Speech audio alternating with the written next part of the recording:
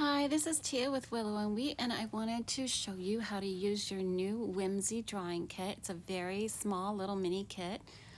There's two brushes, a draw and a color brush, both of which are all you need. And we're going to be making some magnificent, creative, happy, fun, childlike paintings in Procreate with these two brushes. I didn't add a lot of brushes to this collection because I did not want to confuse anyone who's a beginner, because this is really all we need. Now, I'm just going to jump right into it with the drawing brush, and I've already uploaded my color palette. If you hear some snoring in the background, please excuse my Boston Terrier. She's quite the little stinky potato, and she likes to snore. So let me go ahead and choose top left color. It's like an ecru color, and I'm just going to make an imperfect circle. Now, if I wanted it to be more perfect, I could hold on to it, and Procreate will fix it for me. If I choose at the top, I can either have a perfect circle or an ellipse. Oops, go back. But I really want this imperfect look because that's kind of what this whole brush set is about. It's embracing the imperfect and being fearless with all of our perfect imperfections. So I'm going to go ahead and drag, he's trying to drag this color in here. Now if you notice, because this liner is not smooth, when you drag your color, you're going to have to reline around the edges here. So this is going to be our globe. You can certainly use a much smoother pen if you want like a perfect circle. Another option, if you really prefer a perfect circle, is to come up and grab your magic wand. Then at the bottom where you see ellipse, choose that, and then kind of position it over the circle you did make, and then release, choose your arrow, and then you can kind of spread, either move or spread your shape over as a perfect circle. But because of this, in my opinion, the whole fun thing about children, one of the many fun things, is that they don't concern themselves with that type of silliness.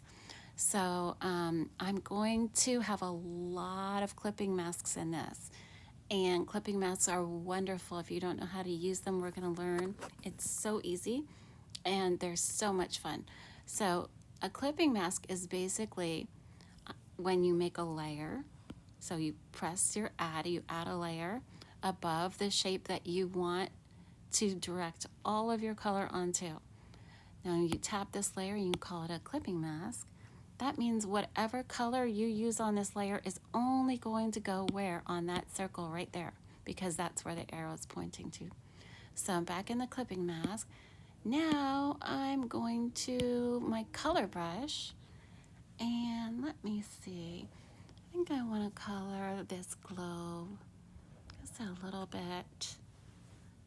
I'll have some teal or some grayish teal in here. The thing I love about this color brush is that it has like a random effect. So it also has like some watercolor in it. It has like a watercolor look to it. I'm gonna put a little bit of like a glow in the middle, some white. And maybe add a little of this nice deeper tan color at the bottom here. And it really gives a kind of, like I was saying, random look to it. So it's, as much as you plan where you place your color, you can't plan for all of it with this brush, and that's what's so fun about it, in my opinion. So I'm going to go with this nice dark brown here, little bit here at the bottom just to add some depth.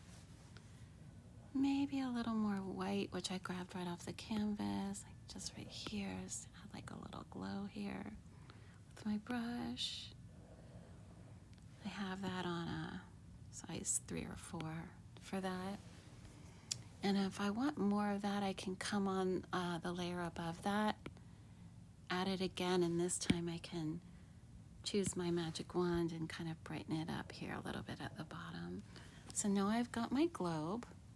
I love the fact that it's not perfect. And I'm gonna go ahead and combine all of these layers onto this globe. And I'll just move it up here for a moment. And now I want to do the base. So I'm going to add a layer. And let's start the base. Let's say start with a pink and go back to my Whimsy Draw brush. So now I'm going to draw a very imperfect again, triangular, I guess, triangular rectangle-y thing, like a blob. The more imperfect, the better, in my opinion. And I'm just gonna move it either over or under, depending on your preference. I think I like under, so I'm gonna move it under a little bit more this way, under the globe. And now if you see that my layer that's selected is the pink base, if I add a layer above that and tell this layer to be a clipping mask, now whatever I color is only going to color onto the pink base. So let me get my color brush. Let's see, maybe I want to do, this is a Halloween globe, so I'll do a little orange. Oopsies. I'll try that again. A little orange here. Oh, I'm on my eraser, that's why, sorry. Orange. Maybe some fun yellow. Stripes. Maybe some darker, almost magenta. Just for some fun. So there is my base. And I can combine those two layers. And you know what I think I want to do is I'm going to highlight my globe and I'm going to duplicate it. And now the globe underneath, I'm going to highlight that one, and then I'm going to come over here to my magic wand at the top left. I'm going to choose hue, saturation, and brightness. And I'm going to, at the bottom, lower the brightness all the way down. So if I click on my layers here, right at the top right, you can see the globe underneath the original one is black. So now I'm going to go over here again to the magic wand, down here to Gaussian blur. I think that's how you say it. And I'm just going to pull the blur out a little bit. I think I just want a little shadow here. Now I have to position this. So I'm going to choose freeform so the shadow doesn't go over the ball, it goes under. And I also don't think I want the whole ball, so I'm just gonna move that layer up here for a second, click the arrow and click back. Now I only have half of it, which is much easier for me to work with.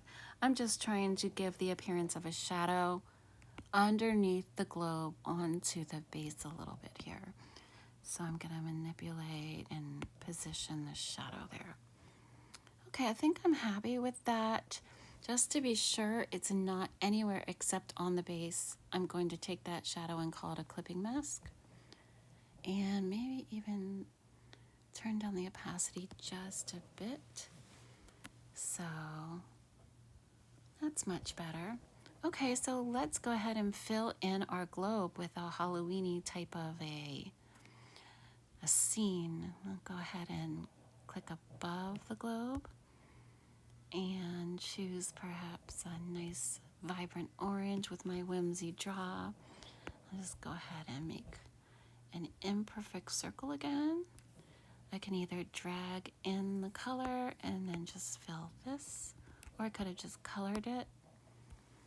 What else do I want to do with this? I think I want, now before I add any features to this pumpkin, I think I want to warp its shape a little bit. If you click on the arrow at the top on the left, it opens up a menu for you at the bottom. So now on the bottom right, I'm going to just warp it a little bit just to make it sillier and less perfect. Okay. And now I'm gonna make another clipping mask by clicking the layer above that, choosing that layer, calling it a clipping mask, and choosing some colors like maybe this marigold with the Whimsy color brush. So now only the pumpkin will be affected by whatever colors I use. Oopsies, that was a little too dark with that brown. Let me go above and choose another clipping mask with the brown so that even if I were to get a little dark with it, it's okay because I can turn down the opacity and it won't affect the opacity of that other marigold color. So move this around a little bit so you have like almost a paper mache layering look, almost like an Eric Carle type of a look with these brushes. I'm gonna go one more clipping mask because I want to add a little bit more. Okay, I think I'm happy with that. So I'm gonna combine all of those. And I'll go above that. And I might actually go to the color palette that comes in the collection, which is the Whimsy. I'm just gonna choose something really dark right now. And my drawing pencil. I'll do some really simple little eyes. Now, you know what? I might just duplicate this eye and bring it over here. And then make it just a little bit smaller, again, just for the silliness of it, to make it a little silly. Okay, and I think I'm going to duplicate it again, and this time go up to this magic wand, hue, saturation, brightness, and bring it all the way to its white. And now I have a little bit of a reflection in the eye. So I'll duplicate that reflection because I like that one, and I'll move it over here. Maybe it needs to go a little bit more up. Okay, very happy with that. And all the eyes can be on the same layer. I think they can even go on the pumpkin now. And I'll go one layer up to make a little happy mouth. If I hold it, Procreate will correct any imperfections if that's what you like to do. I'm going to make it a little smaller and a little higher. So cute. If I duplicate it, I can make it a little darker too. So I'll go up to my hues, bring down the darkness, and maybe even warp it a little because there's two smiles. There's a duplicate layer. So if I pull one down, if I warp one down like this, it has like a silly look to it, which I like. Okay, so let's do his little stem. Another layer. Get the brown. This little stem right here. And now I can even make the stem more whimsical, even though it's so tiny, by adding a layer and doing a clipping mask on it and coloring it with this Whimsy color, so it doesn't have to be excluded from the fun, even though it's small. It gets a little bit of fun. And there you have it. There's our sweet little pumpkin. If you stick around, I'll show you how to make a nice shadow very quickly. Super easy. So I'll take the clipping mask, not the clipping mask, I'll take the color palette away, combine all the layers. Oopsies. So now, here's my little guy. He's super cute. And let's give this whole entire globe a shadow, not only just the circular part at the top. I'll duplicate the layer. I'll go underneath. Clicking the one underneath, going to the magic wand, hue, saturation, brightness, and at the bottom right, I'm bringing the brightness all the way down to be black. Then I'm going to tap that magic wand again and select Gaussian blur and just start moving my Apple pencil from the left to the right until I get the amount of blur that I really like. I think that should be good. Now, obviously, the shadow's positioned improperly, so now that's what we're going to do. We're going to position the shadow underneath the shape. We may have to flatten it like this. You may have to get rid of some of it. Like I showed you before, if you want to get rid of it, you can move part of it out of your frame and then move it back in. There's all kinds of fun tricks with Procreate. Procreate's so friendly. It's such a wonderful, fun app.